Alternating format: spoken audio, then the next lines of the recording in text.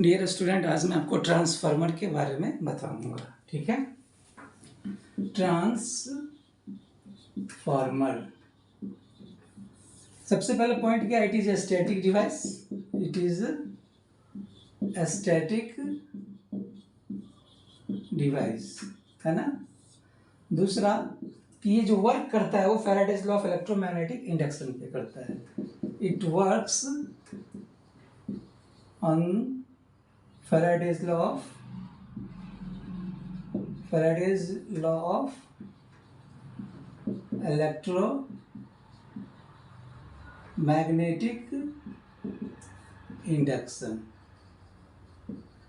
ठीक है ना। क्या कहता है ये, E equal to N D phi by D T. कि अगर कोई कंडक्टर से अल्टरनेटिंग फ्लक्स पास करेगा, है ना, तो उस कंडक्टर में क्या होगा, वोल्टेज इंड्यूस्ड हो जाएगा। सपोज कीजिए ये आपका कोई वायर है, कंडक्टर है, इससे अगर कोई अल्टरनेटिंग फ्लक्स पास करेगा, क्लियर ना, तो इस कंडक्टर में क्या हो गया, वोल्टेज इंड्यूस्ड हो जाएगा, जिसको हम ई से लिखते हैं, है ना। और अकॉर्डिंग टू लेंज लॉ क्या होगा, ये जिसके कारण इसमें करंट फ्लो हो रहा है, तो इसमें जो करंट फ्लो हो रहा है किसी सप्लाई वोल्टेज से ही आएगा, तो इसमें जो इंड्यूस्ड ईएमएफ होगा वो उस सप्लाई वोल्टेज को क्या करेगा, अपोज करेगा। क्लियर ना। तो इसका मतलब हम क्या किया, इसने माइनस साइन लगा दिया according to Lenz law. According to Lenz law क्या कहता है कि अगर इसमें कोई इंड्यूस्ड वोल्टेज होगा तो उसका जो डायरेक्शंस होगा वो क्या होगा, जो इसका करंट है ना, तो इसमें जो करंट फ्लो रहा है कौन से, किसके कारण, सप्लाई वोल्टेज के कारण, तो ये जो इंड्यूस्ड ईएमएफ है उस सप्लाई वोल्टेज को अपोज करेगा। इसलिए मैंने क्या यहाँ पे नेगेटिव साइन लगा दिया है। तीसरा जो है कि ट्रांसफर में दो वाइंडिंग होता है, टू वाइंडिंग, है ना। It has two winding. क्या क्या होता है, पहला प्राइमरी। अब प्राइमरी किसको बोलेंगे, जो सोर्स से कनेक्टेड होगा, तो प्राइमरी जो होता है वो connected to source supply voltage से। ठीक है। दूसरा वाइंडिंग को बोलते हैं सेकेंडरी वाइंडिंग, है ना। ये क्या हो गया, जो लोड से कनेक्टेड है, जिससे आपका आउटपुट लो हो गया ना, कनेक्टेड टू लोड। क्लियर। तो हर प्राइमरी वाइंडिंग जो सोर्स से कनेक्टेड है, जो लोड से कनेक्टेड होगा वो सेकेंडरी वाइंडिंग होगा। और ये दोनों वाइंडिंग क्या होगा, एक मैग्नेटिक कोर पे क्या होगा, लिप्टा होगा। तो both winding wound on common magnetic core। नहीं, जैसे हमारे पास क्या है, हड्डी है, हड्डी के ऊपर क्या है, नस है ना। तो नस क्या हुआ, हड्डी पे क्या हुआ, लिपटा हुआ है। इसी तरह क्या है, जो वायर है उस कोर पे क्या होगा, लिपटा होगा, है ना। फिफ्थ पॉइंट ये है कि ये जो दोनों वाइंडिंग है एक दूसरे से क्या है, अलग है, एक दूसरे के कांटेक्ट में नहीं है। ठीक है ना। तो बोथ वाइंडिंग जो है इलेक्ट्रिकली आइसोलेटेड है, इलेक्ट्रिकली आइसोलेटेड का मतलब क्या हो गया कि इसका करंट उसके करंट में फ्लो नहीं हो रहा है ना। इसका अपना करंट है, उसका अपना करंट है। Clear. There is no physical contact, लेकिन वो क्या कपल है, कैसे, एंड बट मैग्नेटिकली कपल्ड, है ना। इलेक्ट्रिकली दोनों एक दूसरे से अलग है, लेकिन वो जुड़ा हुआ किसके थ्रू, मैग्नेटिकली कपल, है ना, यूजिंग मैग्नेटिक फ्लक्स। ओके। तो अब मैं आगे इसके बारे में बता दूं। ये तो 5 पॉइंट था, है ना। तो चलिए अब जो है अपने करना क्या है, ये सपोज कीजिए ये एक ट्रांसफार्मर है ना, ये इसका वाइंडिंग है, प्राइमरी वाइंडिंग, है है ना, इसको मैंने क्या किया, सोर्स से कनेक्ट कर दिया, ठीक है, इसको मैंने लोड से कनेक्ट कर दिया, इसको लोड बोलते हैं, ठीक है। ये जो प्राइमरी वाइंडिंग है ना, इसको मैग्नेटिक कोर बोलते हैं, इसको प्राइमरी वाइंडिंग, ये हो गया सेकेंडरी वाइंडिंग। तो आपने क्या क्या चीज़ देखा कि दो वाइंडिंग है, एक सोर्स है, एक लोड है और एक मैग्नेटिक कोर है ना। अब इस सप्लाई वोल्टेज, इसका जो ये V1 क्या है, RMS value of the supply voltage, इस वाइंडिंग को क्या किया, सप्लाई वोल्टेज से कनेक्ट किया गया है, ठीक है। तो जैसे ही सप्लाई वोल्टेज से कनेक्ट करेंगे तो इसमें क्या हो गया, करंट फ्लो होगा I1, है ना। तो इस V1 को क्या बोल सकते हैं, प्राइमरी वोल्टेज, I1 को प्राइमरी करंट, क्लियर। तो अकॉर्डिंग टू फैराडेज लॉ क्या होगा कि जैसे इस वोल्टेज से करंट निकला, ये करंट क्या हो गया, इससे क्या हो गया, फ्लक्स प्रोड्यूस होगा, तो ये फ्लक्स क्या होगा, एसी फ्लक्स होगा, चेंजिंग फ्लक्स हो गया, और ये स्टेशनरी कंडक्टर है। तो जब भी किसी स्टेशनरी कंडक्टर से चेंजिंग फ्लक्स पास करेगा तो उस कंडक्टर में क्या होगा, वोल्टेज इंड्यूस्ड हो जाएगा, जो वोल्टेज क्या करेगा, सप्लाई वोल्टेज को अपोज करेगा, है ना। तो आपने क्या क्या करना है, इसमें क्या होगा, वोल्टेज इंड्यूस्ड हो जाएगा E1, और ये जो क्या करेगा, इसको ये V1 को अपोज करेगा, क्लियर। तो V1 से क्या निकला, करंट I1, इससे क्या हो जाएगा, फ्लक्स, क्लियर। अब ये जो फ्लक्स है ये दोनों से पास करेगा, ये जो फ्लक्स जो है दोनों वाइंडिंग से जो है पास करेगा, क्लियर। तो चूंकि ये फ्लक्स इस वाइंडिंग से भी पास कर रहा है तो फैराडेज लॉ के अनुसार क्या होगा, इसमें भी वोल्टेज इंड्यूस्ड होगा, और इस वाइंडिंग से भी पास हो रहा है तो वोल्टेज इंड्यूस्ड इसमें ही हो जाएगा। तो एक ही फ्लक्स है जो कि दोनों से पास कर रहा है ना, तो उस फ्लक्स को क्या बोलते हैं, म्यूचुअल फ्लक्स, है ना। तो V1 से क्या निकला, सप्लाई करंट, सप्लाई से मैग्नेटिक फ्लक्स रहते हैं, म्यूचुअल फ्लक्स, इससे क्या होगा, वोल्टेज इंड्यूस्ड क्या क्या हो जाएगा, E1 और ये E2, क्लियर है ना। सप्लाई वोल्टेज से करंट, करंट से फ्लक्स, फ्लक्स से वोल्टेज इंड्यूस्ड E1 में भी और E2 में, according to Faraday's law of electromagnetic induction. और E1 का वैल्यू क्या होगा, मैंने बताया था, N1 d∅dt, N2 d∅dt, clear.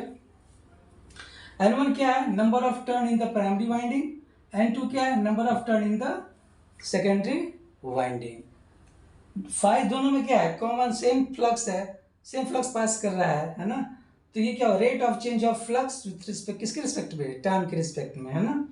तो इस दोनों में क्या हो गया, वोल्टेज इंड्यूस्ड हो जाएगा। तो अब जब दोनों को डिवाइड करोगे तो E1 by E2 equal to क्या हो जाएगा, N1 बाई N2, है ना। तो अब क्या देख रहे हैं, चूंकि फ्लक्स दोनों में सेम है तो इंड्यूस्ड वोल्टेज का जो मैग्नीट्यूड होगा किस पे डिपेंड करेगा, N1 पे, नंबर ऑफ टर्न पे। तो नंबर ऑफ टर्न ज़्यादा होगा तो वोल्टेज भी ज़्यादा होगा, इंड्यूस्ड वोल्टेज ज़्यादा होगा, नंबर ऑफ टर्न कम होगा तो इंड्यूस्ड वोल्टेज भी कम होगा, क्लियर। तो अगर मान लिया जाए कि जब N2 ग्रेटर देन N1 होगा, है ना, तो क्या होगा, E2 भी क्या होगा, ग्रेटर देन E1 होगा। इस केस में क्या होगा कि आपका जो ट्रांसफार्मर होगा उसको क्या बोलेंगे हम, स्टेप अप ट्रांसफार्मर, ठीक है। अगर नंबर ऑफ टर्न क्या हो, लेस देन N1 होगा तो E2 क्या होगा, लेस देन E1। इस केस में क्या हो गया, supply voltage, sorry secondary voltage, जो इंड्यूस्ड वोल्टेज हो क्या हो गया, प्राइमरी इंड्यूस्ड वोल्टेज से कम हो गया। तो इस केस में क्या हो जाएगा, वोल्टेज जो है ये ट्रांसफार्मर क्या कहलाएगा, स्टेप डाउन, क्लियर ना। तो आपसे पूछा जाए कि according to number of turn क्या हो गया, ट्रांसफार्मर दो टाइप का हो गया, है ना, स्टेप अप और स्टेप डाउन। तो चलिए अब हम ये पता करें कि कैसे इंड्यूस्ड वोल्टेज हम निकालते हैं।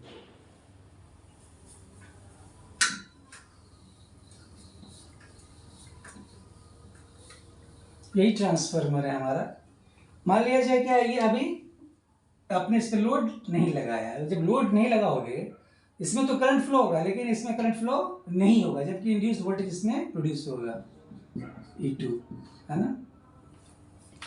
तो सबसे पहले हम आइडियल ट्रांसफार्मर के बारे में बता देते हैं।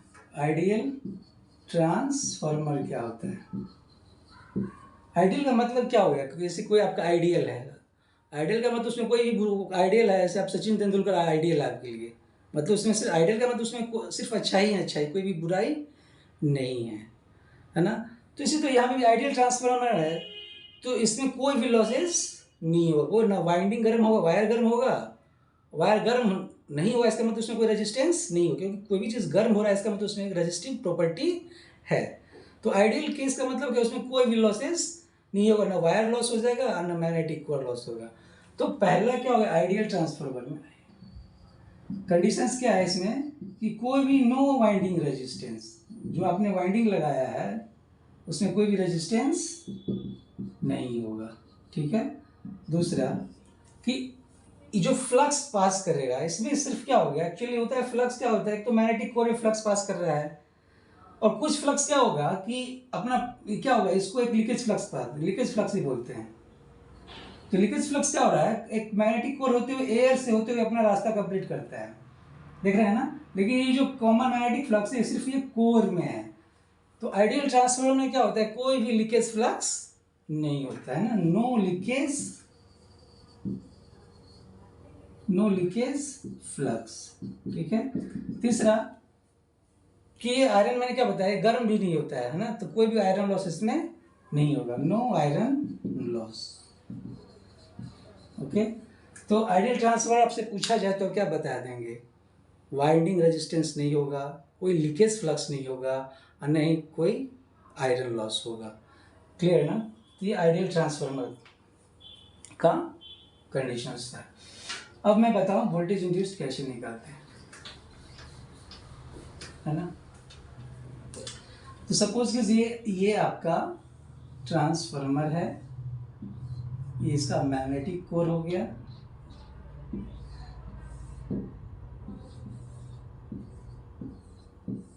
है ना, ये आपका सप्लाई वोल्टेज है ना। तो ये जो अपने V इक्वल टू क्या हो गया, सप्लाई वोल्टेज क्या लिखेंगे, Vm साइन ओमेगा टी, ये जो है सप्लाई वोल्टेज। V क्या हो गया, instantaneous value of supply voltage. Vm क्या हो गया, maximum value of supply voltage, है ना। मतलब इसका जो डायग्राम होगा वेव डायग्राम ये इस तरह हो गया, ओमेगा टी और ये स्मॉल v, ओके। और इस तरह आ जाइए, ये आपका सेकेंडरी साइड है जो ओपन है। तो अकॉर्डिंग टू फैराडेज लॉ इसमें क्या होगा, करंट फ्लो होगा, उस करंट को बोलेंगे प्राइमरी करंट। यहाँ पे जो प्राइमरी का क्या होगा, आई एम मैग्नेटाइजिंग करंट, इसमें क्या प्रोड्यूस हो जाएगा, E1, इसमें क्या होगा, E2। तो अभी मैंने जो लिखा है इंस्टेंटेनियस वैल्यू के टर्म में लिखे हैं।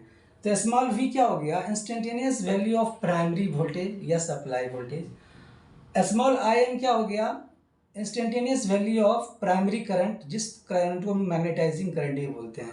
मतलब आई एम क्या हो जाएगा, instantaneous value of magnetizing current. तो उसका वैल्यू क्या होगा, I M sine omega T minus 90 degree. मैं बताऊँ कैसे 90 डिग्री ली है। अब वोल्टेज से क्या हुआ, करंट से क्या हो गया, फ्लक्स। तो फ्लक्स का भी इक्वेशन वही होगा जो करंट का इक्वेशन है। तो ये फाई जो है आपका phi M sine omega T minus 90 degree है। फाई क्या हो गया, instantaneous value of mutual flux. Phi M क्या हो गया, maximum value of mutual flux, clear. अब ये जरा बताओ कि इस सर्किट में जो है, अच्छा ये क्या हो गया, फ्लक्स है ना, म्यूचुअल फ्लक्स। अब हम प्राइमरी सर्किट में बताओ, आप प्राइमरी सर्किट में क्या हो रहा है कि एक इंडक्टर है, ये आपने क्या किया, एक सप्लाई वोल्टेज V लगा दिया, V इक्वल टू क्या हो गया, Vm साइन ओमेगा टी। तो इसमें जो करंट होगा क्या होता है, वो 90 इंडक्टर, ये क्या हो गया, सप्लाई AC सप्लाई वोल्टेज है, और AC सप्लाई वोल्टेज से एक प्योर इंडक्टर लगा हुआ है। तो इंडक्टर के केस में आपने पढ़ा हुआ बेसिक इलेक्ट्रिकल इंजीनियरिंग में कि करंट क्या होता है, सप्लाई वोल्टेज से लैग करता है कितना डिग्री, 90 डिग्री। तो RMS के टर्म में लिखे, तो अगर आप ये V1 क्या हो गया, RMS value of supply voltage, तो जो मैग्नेटाइजिंग करंट होगा, है ना, ये जो होगा IM, है ना, ये जो है मैग्नेटाइजिंग करंट, है ना, RMS value of magnetizing current क्या हो गया, ये 90 डिग्री क्या हुआ, लैग किया। तो म्यूचुअल फ्लक्स भी क्या होगा, ये इसी डायरेक्शंस में होगा, है ना, ओके। अब हमें निकालना क्या है, ये हो गया, इसको फेजर डायग्राम बोलते हैं ना। फेजर डायग्राम है ये, ओके। तो इस supply voltage Vm sin omega T, तो करंट क्या होगा, वोल्टेज से कितना डिग्री लैग कर रहा है, 90 डिग्री। तो फ्लक्स भी क्या होगा, वो 90 डिग्री लैग करेगा। हमारा एम है E1 और E2 निकालना। क्लियर? तो बताओ।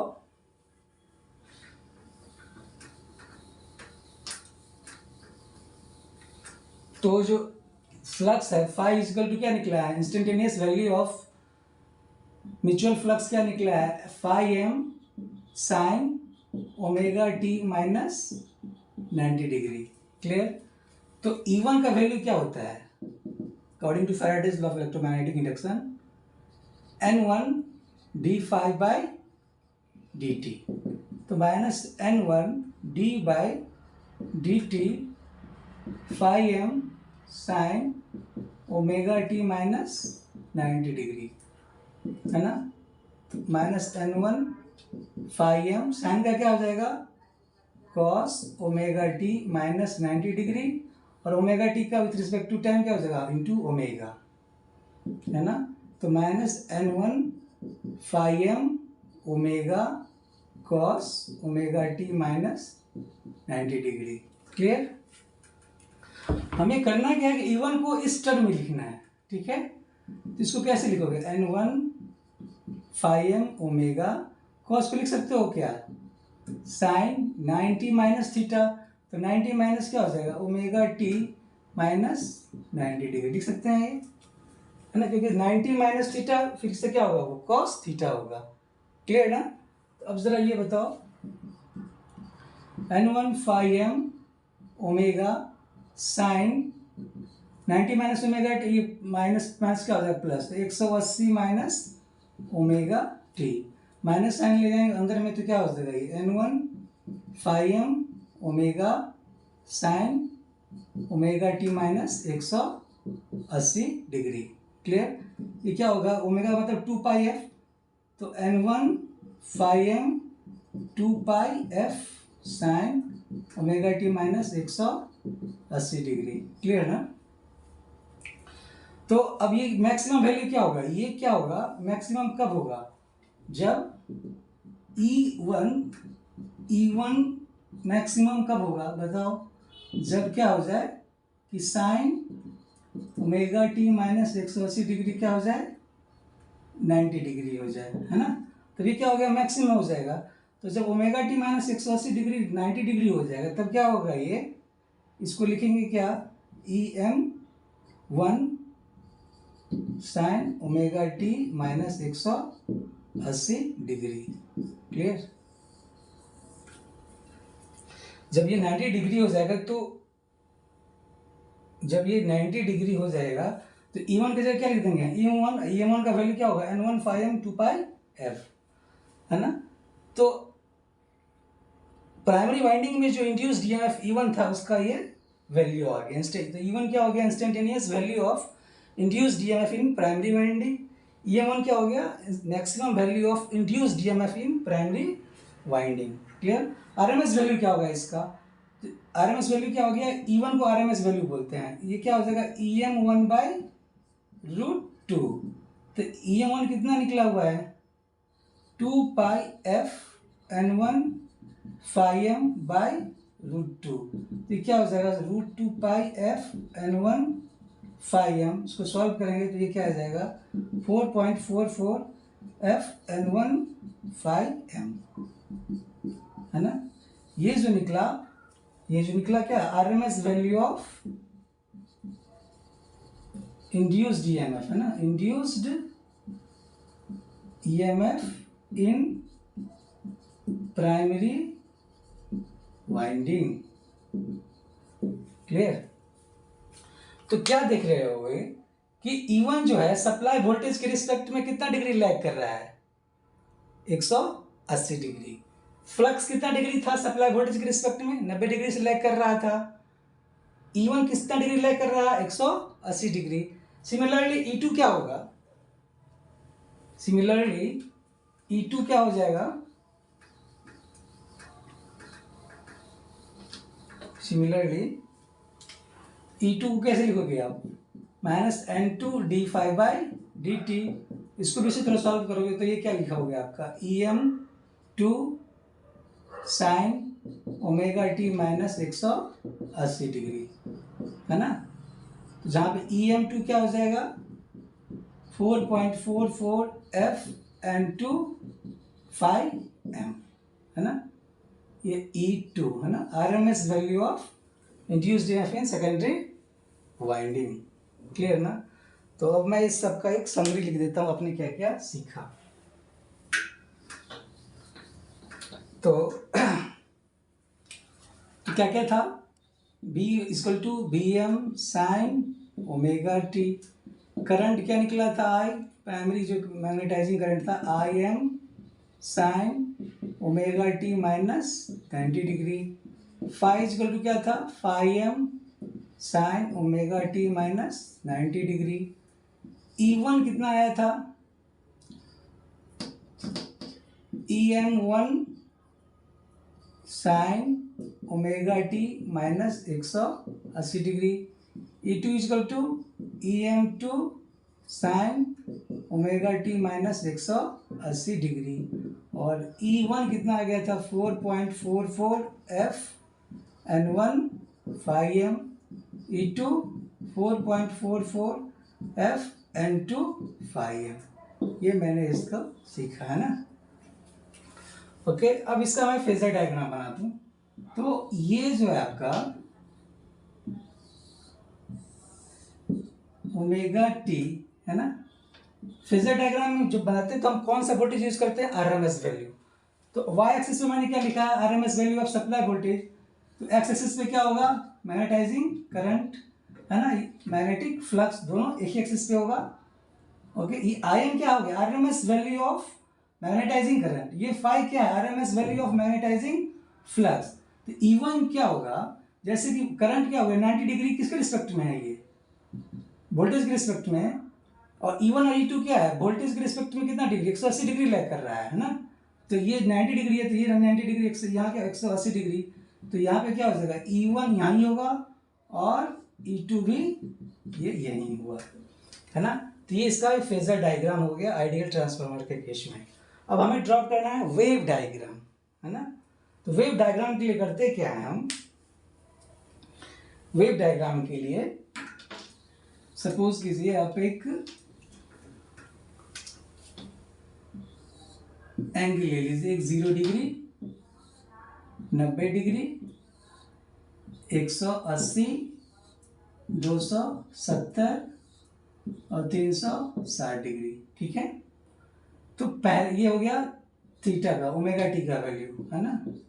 अब स्मॉल बी, अब बताओ जब 0 डिग्री था तो क्या था इसका वैल्यू 0, जब 90 पे क्या हो गया ये BM 180 डिग्री में फिर क्या होगा 0 हो जाएगा, 270 डिग्री पे क्या होगा ये माइनस BM, 360 पे ये 0 आ जाएगा। IM क्या होगा मैग्नेटाइजिंग करंट, मैग्नेटाइजिंग करंट क्या होगा जब ओमेगा टी 0 हो जाएगा तो क्या होगा ये माइनस IM, जब 90 डिग्री होगा इसमें पुट करेंगे तो क्या हो गया ये 0, फिर 180 डिग्री पुट करेंगे तो ये IM, फिर ये 0, फिर ये माइनस IM। क्लियर ना। सिमिलरली म्यूचुअल फ्लक्स यही होगा माइनस φm 0, जो कि दोनों सेम है φm 0 माइनस φm। E1 ले लो, तो E1 क्या हो जाएगा जब आप 0 डिग्री पुट करोगे तो फिर वही क्या होगा वो 0, 90 डिग्री पुट करेंगे, है ना, तो 90 डिग्री तो फिर क्या होगा माइनस E1 EM1, फिर ये 0 270 डिग्री पे EM2, फिर ये क्या हो गया 0 डिग्री। उसी तरह E2 भी वही रहा 0 माइनस EM2 0 EM2। क्लियर। तो अब जरा सोचो, मैं इसका डायग्राम बना देता हूँ ओमेगा टी, ये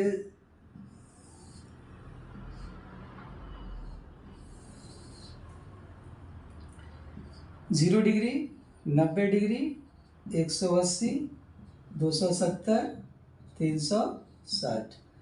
क्या है ये सप्लाई वोल्टेज क्या है? 90 डिग्री पे मैक्सिमम है, 180 डिग्री पे जीरो है ना, क्लियर। फिर 270 डिग्री पे क्या हुआ? नेगेटिव है। ये जो डायग्राम किसका हो गया? सप्लाई वोल्टेज का। करंट देखो क्या हो रहा है, ये माइनस यहाँ से शुरू हो रहा है ना, 90 डिग्री फिर क्या है? जीरो। फिर 180 डिग्री पे क्या है? ये पॉजिटिव है, ठीक है। ये इस तरह ये जाएगा। फिर 270 डिग्री पे क्या है?